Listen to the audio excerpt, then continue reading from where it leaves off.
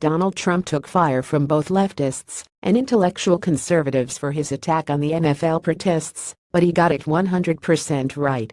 Here's why. First, lay aside any notion that kneeling during the anthem is not disrespecting the flag or that respecting the flag is somehow idolatry. Bret Stephens, whom I admire both for his intelligence and independence, told Chris Matthews on MSNBC that conservatives should support the kneelers. We don't worship the flag as a totem like it's the obelisk that descends on planet Earth in 2001: A Space Odyssey. We admire the flag because of what it represents. But as John Milton, whom I also admire, might say, that strain is of a higher mood, too high for reality. Man's mind works through symbols and stories. The flag symbolizes the country. We stand to pay our respects to it.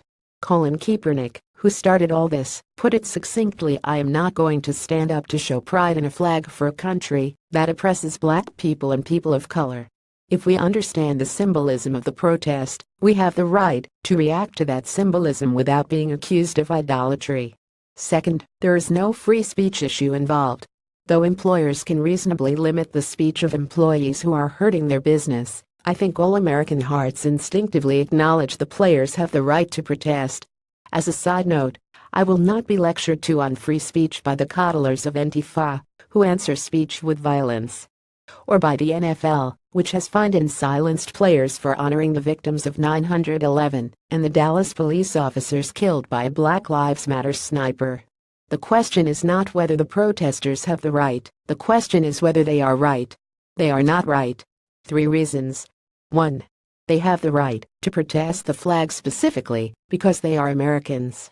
Way better men than myself or Colin Kaepernick have fought and died to protect that right, which is symbolized by the flag. If you are going to exercise your right to protest, it is morally incho to disrespect the source and symbol of that right. 2. The protesters are demanding equal justice under the law.